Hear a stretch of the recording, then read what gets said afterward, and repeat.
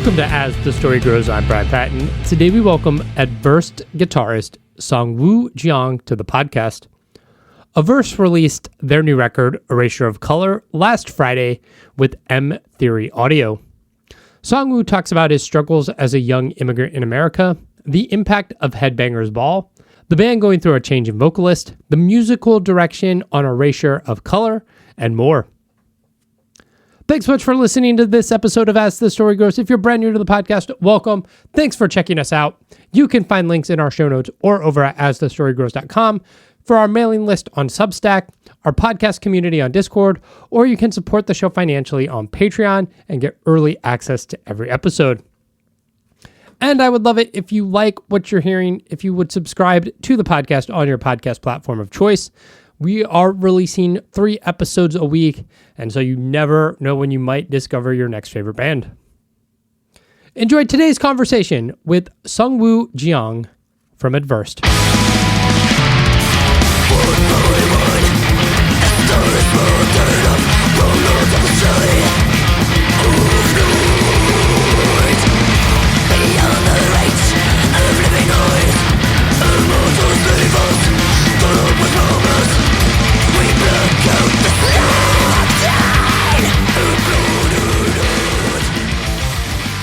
I'm doing great. I had a really busy morning, but I'm doing great. Thank you so much. Yeah. Awesome, man. Awesome. You're up in Boston? Yeah. How about yourself, Brian? Just north of DC. So. Oh, okay. Well, I'm in Boston. I'm like 15 miles north of Boston. So yeah, I'm right here. Yeah, that's awesome. Did you grow up in Boston or in that area? I was born in South Korea. Okay. And I came to Boston when I was 4. Okay. And I'm 30 now, so I've been here for 26 years. Close, yeah, basically, like your whole life. What brought your parents to America? Oh, I think 2 or 3 reasons. I think they knew that growing up in Korea is kind of rough, actually, at the time. So they were like, my mom had a job opportunity to come to America. She worked for the Korean embassy, the Korean American embassy. She's like the person that approves American Korean visas and stuff. Okay. So when she got the opportunity to move to America, she was like, I'll take my whole family with me. Yeah, that's cool. And you have made your parents proud by being in a... Hopefully. What was growing up like? What was growing up like? Well, I grew up in Cambridge, Massachusetts, and it's a great place to grow up. I definitely developed my language pretty, my linguistic language. Learning English for me actually took a really long time. Okay. So there was some rough points there. But overall, it was growing up in America, growing up in Boston area was great because, I felt like it molded me at a very early age, obviously. And I discovered metal really early on. I think a lot of it has to do with growing up in America because it's kind of around us in a way. Yeah. It was on TV a lot, MTV, VH1, whatever. So I spent a lot of time growing up watching TV, and watching TV meant Headbangers Ball was on. So I discovered music really early on because of where I grew up. So it was great. Yeah, that's awesome. What were early metal bands? I'm trying to think if you're about 10 years younger than I am. So what era of metal and Headbangers Ball was happening when you were discovering music? So if we can, I think when I was early 6th grade, TV, a lot of TV, like Saturday morning MTV, there was Green Day was playing, obviously, Wake Me Up When September Ends. AFI was playing, Nickelback was playing, a lot of radio rock was often on. But at nighttime at 8 p.m. on MTV, Headbangers Ball was going on. That was when Josta hosted it, right? Josta was hosting it.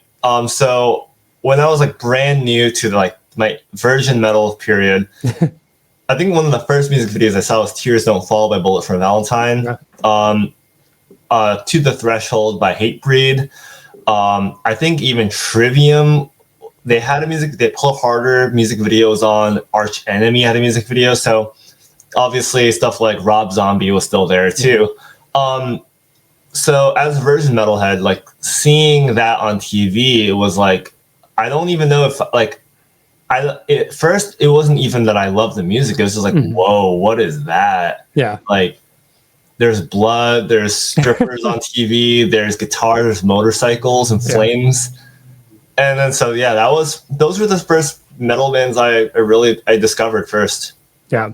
Yeah. I was old enough in that era that like, when like even like Thursdays on TV and like Hatebreed is blowing up, I'm just like, how is our scene on television right now? It's crazy. Like, oh, it was great. I mean, those songs are really heavy too. Like people like to joke around and shit on them for being radio metal or whatever, but no, those songs are brutal. Yeah. I still think To the Threshold is still such a heavy song. So yeah, absolutely. What drew you to guitar then? Just like, I mean, that's a really good question. There's the few pivotal moments for me was in fifth grade. I saw in fifth grade, my classmate was playing guitar. He played it for the school graduation, the fifth grade graduation, and he played "Time of Your Life" by Green Day. That classic song, but he played that for the school fifth grade graduation. So that was kind of cool. It's like, whoa, I've never seen guitar before. And then I also, I went to church with my family then a lot, like more than once a week, like twice a week. And at church, there were older cool kids who played guitar for the church and bass. So I was like, whoa, these guys are also playing guitar and it looks so cool. It sounds so cool. So being surrounded, you become a product of your own environment. And that's kind of what became with me. I was around guitar and bass, and I think that was pivotal for me. It became an obsession very quickly on. Yeah. Is there a point there where you discover, like, being in Cambridge, you're like, oh, Boston is like this great music hub, and you discover the local scene, or did that come, I don't know, later? That the quote unquote local scene came only after I started Aversed, and I started Aversed in 2010 when I was a sophomore in high school. And once I started the band, I became very invested in what's happening locally, the small shows, the small bands that are playing club shows. Like that quickly became a big focal point for me in 2010, 2011. But before that, no, I didn't know anything about the local scene until my band became a band.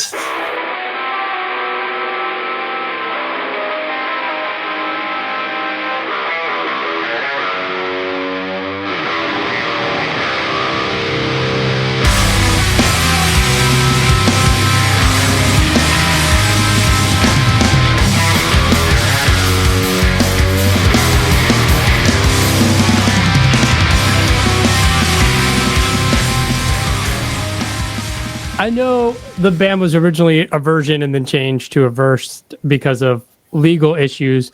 What kind of drew you to Aversion, and was there something special about the name where you wanted to keep it in the same universe? So that's a really good question. So actually, we were called Aversion when we were still a high school cafeteria band, but the reason why we didn't keep it is because when I was trying to register a MySpace for us, there was a freaking like hard rock country band in Texas called Aversion. Oh, nice. Right before I registered the name on MySpace. So I was like, gosh darn it, like I need a new name. So on a whim, I chose Aversed. I went on the dictionary or whatever, and I was like, all right, that's the name. It sounds cooler. How I chose Aversion actually is I watched in sophomore year of high school, I watched a pretty awful documentary about the North Korean regime, the civil war in Korea. And I also read a book called Night by Elie Wiesel, which talks about the Holocaust and World War II in Poland, etc. And I got so emotionally angry at what happened in history and what's happening today. And so I was like, I have so much aversion towards these, towards this right now. So I wrote our first song for Averse called Aversion, which is actually on the Renewal EP 2016. And that song is actually about the horrors of war. And that was my reaction to being taught about war at a relatively early age. Yeah. Let's kind of jump forward. The band kind of has to rejuvenate, find a new vocalist heading into this record. When you guys are, auditioning vocalists, looking for vocalists, did you know you wanted to keep a female vocalist, or was it just open to whoever? Because in this genre, you could still play the old songs with the male vocalist, right? I mean, maybe a little less on the singing side, but. Oh, very good question. So, yeah, just for some context, our singer of 5 years, Heidi Irizarry, who did her first 2 albums, she decided to part ways with the band at the peak of the pandemic, 2020, I think June or July. So when she left, I definitely wanted a female vocalist, definitely. But I was not closed off to the idea of having a male vocalist. And actually, we were actually in talks with 3 vocalists, including Sarah, our current girl. 2 were female, 1 was male. So I was open to the idea, definitely. But I had a preference over one or the other. And Sarah, when we auditioned her, we just knew immediately that she was the right pick for us. So it was that simple. I was open-minded, but I had a preference for sure. Yeah. How'd the band get connected with M Theory Audio? I think we played Rochester, New York in March 2023. And when we played that show, I think someone who is close with Marco, who's close with the label, was like, you guys are really good. I think this label might be a good fit for you. I know them personally, so use me as a referral. And that's exactly what we did a year later when we were looking for record labels. We used exactly that referral, and we got in contact with the label. And it's as simple as that, really.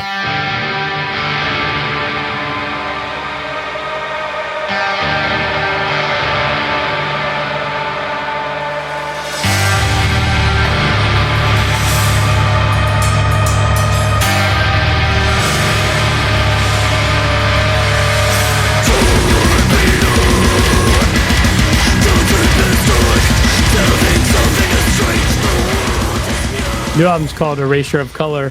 Musically, to my ears, this record kind of trends more in the tech death area of metal, more so than Impermanent did. What kind of things were you trying when you started writing? Were you just open to whatever riffs came out, or did you know you wanted to go in maybe a more extreme direction? It was really spontaneous, actually, how the songs came about. The songwriting began actually in 2019, and the songwriting started in 2019 and ended in late 2022. So that's a 3-year cycle of writing. I did not have technical death metal in mind, to be honest. But I did want to go towards a more industrial direction. Okay.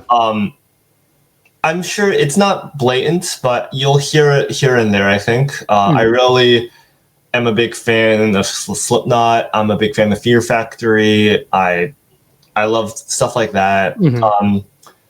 I wanted some of those colors to find its way into the album. But obviously some songs are a lot more melodic than the others. Some songs are pretty out there, extreme. It's a salad of different sounds, I think. Yeah. But I definitely wanted a bit more chug guitar. I wanted that Slipknot chug. I'm a big fan of that. So it kind of just came out naturally. And I mean, in terms of technical death metal, we all love it. I love Faceless. I love Surruption. We love stuff like that. So I think everything that we listen to just kind of naturally weaseled its way into the sound. Yeah, there's definitely a range of sounds on this album where you have your more melodic, ballady type songs without any song being a ballad, but like it's definitely to my ears it was like gothic extreme metal, and I was like, I don't know, it's kind of just tech death. Honestly, like when it comes to like a label for us, I kind of like identify with everything.